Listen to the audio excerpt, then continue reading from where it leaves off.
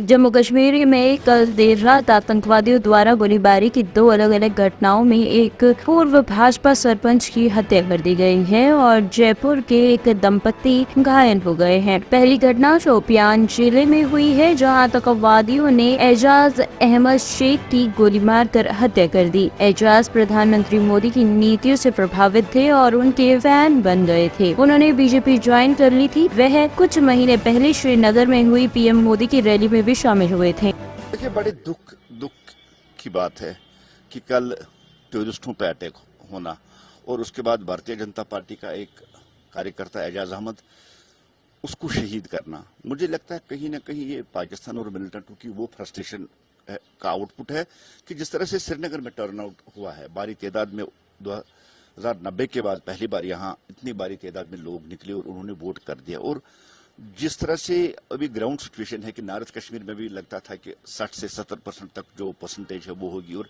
South Kashmir में hustle free movement हो रही थी हर एक पॉलिटिकल पार्टी की और गली गली हर जगह पहुंचते थे और बड़ी शुद्ध मत के साथ कंपेनिंग होती थी। एक तो वो फ्रस्ट्रेशन है कि जिस तरह से कश्मीर में हालात बने हैं और आज कश्मीरी जो है वो वोट डालना चाहता है, उसने टेररिज्म को नकार दिया है, टेररिस्टों को ना कर दिया और आज वो मेन स्ट्रीम पार्टी में इंडियन कॉन्स्टिट्यूशन के तहत अपना जमहूरी हक का इस्तेमाल करके वो अपना नुमाइंदा चुनना चाहता, जो नुमाइंदा उनकी जो छोटी बड़ी प्रॉब्लम है उनको सॉल्व करता। लेकिन उसमें एक मोड़ ये भी है कि कहीं ना कहीं एडमिनिस्ट्रेशन भी इसकी जिम्मेदार है।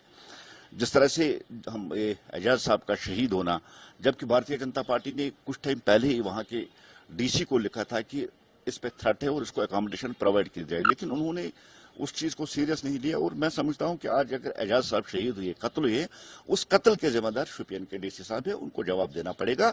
और भारतीय जनता पार्टी इस जो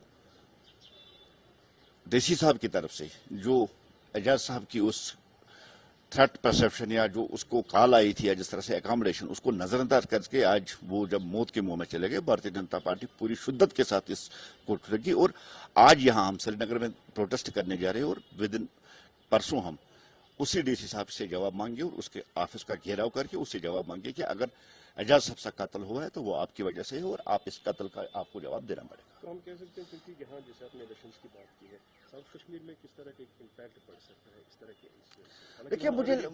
देखिए मुझे लगता है कि जो दहशतगर्द है या जो दहशतगर्द की जो है वो कहीं ना कहीं एक तरह से जिस तरह से इलेक्शन प्रोसेस यहाँ चल रही थी, जिस तरह से लोग निकल रहे हैं, उसमें डिस्टर्बेंस डालना चाहते हैं। मुझे लगता है कि जिस तरह से पहले वो कालें आती थी, बाइकाट की काल आती थी, आज मुझे लगता है उन्होंने पैटर्न चेंज कर दे। एक तरफ से लोगों में खौफ और दहशत फैलाने की कोशिश की ताकि लोग वोटिंग के लिए बाहर ना निकले।